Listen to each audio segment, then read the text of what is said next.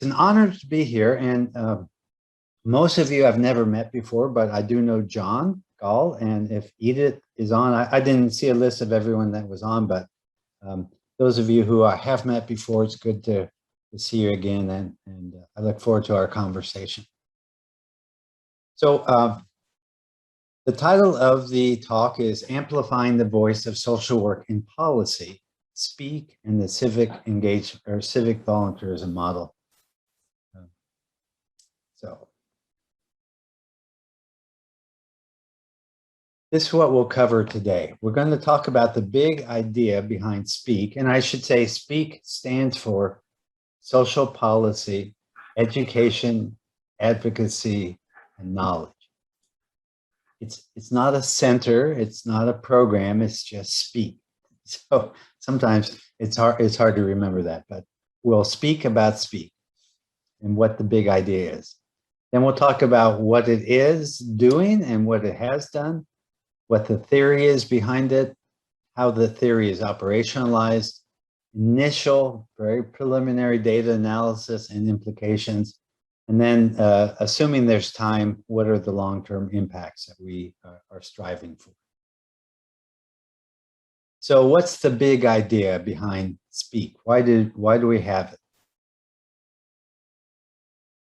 Well, in the United States, as it may be true in other countries, we are having trouble with democracy.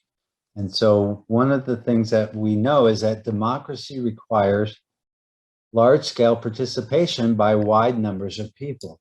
And we're having trouble making sure that even the most basic aspect of democracy, voting, we're having trouble making sure that everyone can do that. But that's one of our goals. And of course, we all know that civic engagement voting is part of that, but there's many other things. So SPEAK is designed to increase levels of civic engagement among social workers and their allies. Let me give you a very short history of SPEAK because we just started in February of this year. So I can't go on for a very long time. But I want to make sure that I give credit where credit is due. The Simmons Sisters Fund, the Texas Women's Foundation, is the donor of all the funding that we've received, and so thanks to their generosity, we're able to exist. It's kind of a sad story. Actually, I knew one of the Simmons sisters. She was a social work student in one of my classes, and it turned out that her father was very wealthy, and when he passed away, she became wealthy. And she turned that wealth along with her sister, into a foundation, or the Simmons Sisters Fund. And so we were in talks about creating something like SPEAK when unfortunately the cancer that she had came back and she died before we could get started. So I just want to have a shout out to Serena Simmons Conley, who passed away before seeing any of this happen. But we have some accomplishments.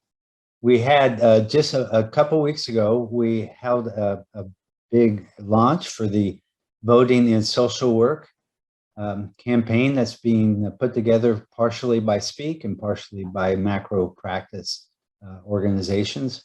And the goal is to help preserve democracy through increasing voting. Other accomplishments are we've hosted 2 students for their field placements, and we're actually paying them. Those of you who aren't in the US may not realize that most of the internships that our students take are unpaid, which just is a terrible thing, in my opinion. So we're also hiring students as research assistants. Again, since we just started in February, we don't have a lot of things that they've done completed. And here we are, me on the left, and the 2 staff members who really are the day-to-day people who run things. We're getting deputized as voting registrars, so we can go out and help people register. And this is what we just did last week, was this first annual SPEAK Symposium. I know at least a few of you got to see some of it, and many of you may have registered. We had over 320 registrants. which was amazing to us. We had over a dozen top academics, Mimi Abramovich, if you know her, Harry Mizrahi, other people up and coming. So those are our accomplishments so far. Let's look now at the theory behind speak. And I won't go into this in detail because I think we're probably very familiar with it, all of us on this chat. But there's three primary variables that go into the reasons that people are politically active. You have resources, you have political engagement or psychological engagement, and you have networks. And so what we've done at Speak is we wanted to get a baseline survey of students at my university. And so that's what the data is I'm gonna show you some data from that. But of course, it's always interesting, how do you take these particular variables and operationalize them? I know many of you have probably done some work on the Civic Voluntarism Model. And so you've had to deal with this before as well. Many people use the same set of questions. And so in our survey, we tried to do that as well. We tried to get some common questions that other people have used so that in the future, we can do some comparison. And I know, Toby, you and Jason Ostrander published an article not too long ago about Swiss and US social work students, if I'm right, but maybe it's social workers. So that's the kind of comparative work I think is fascinating. And John, you've done a lot of, you and Edith have done a lot of work. I think I saw Talia was here too. Anyway, hi Talia. So here are some of the baseline survey results. I want to talk to you about how this has been operationalized. So political action in our survey is, there are two different variables. There are 12 political actions that we asked about, and it ranged from 0 to 12. Once you add the scores from all of those up, and then we had a mean of 4.5 basically. And then there was another dependent variable, which we take out the voting because everybody says that they vote. So you don't get much variation there. So anyway, political action is basically defined as the sum of a lot of different potential actions.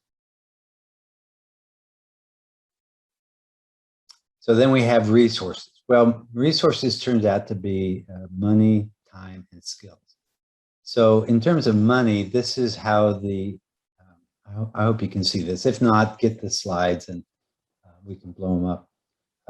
But we asked if they were low income, lower middle income, upper middle income, or high income. And given that these were all social work students, we were a little surprised at the pretty even distribution of all 5 levels, including high income at 16%. So that's good that we're getting a range of income in our school. So that's the money. You got to measure money. Time. So we asked questions about, do you do this? And one time we asked it was yes or no.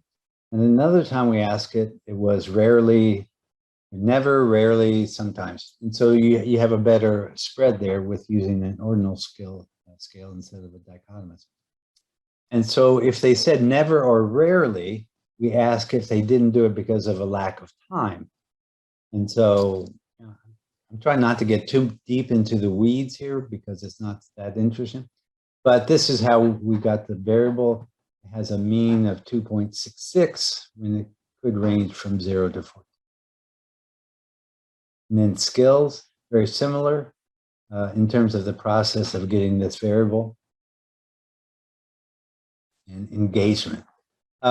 Engagement is a tricky thing, psychological engagement. So we asked these questions about whether they consider themselves to be well qualified to participate, if they could do a good job, if they feel prepared. And so again, we made a scale out of these individual items. Could be from 3 to 15, and the mean is 9.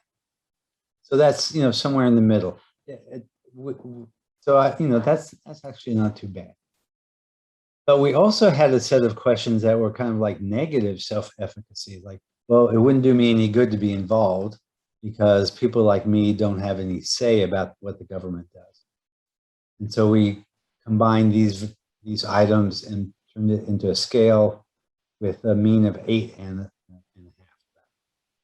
So anyway, if you have positive self-efficacy, it's going to make you want to be more likely to get involved. If you have this negative self-efficacy, it's be more likely that you are not going to be involved. Okay, and then the final big area is network or connections. And so we ask if they were active in political organizations or active in non-political organizations. These two are highly correlated. Well, they're significantly correlated. So I just chose to put one into the final analysis. All right, so I did a quick regression analysis at about 2 o'clock my time in the morning. Toby got several emails from me. So he knows this is, I mean, it was 9 o'clock your time, but anyway, the regression analysis is promising. All right, again, this is still preliminary, but of the we had an R-square of 0.33, significant level of 0.000, and only two variables explain that those results. One is time, very highly. If you have less time, you're less involved.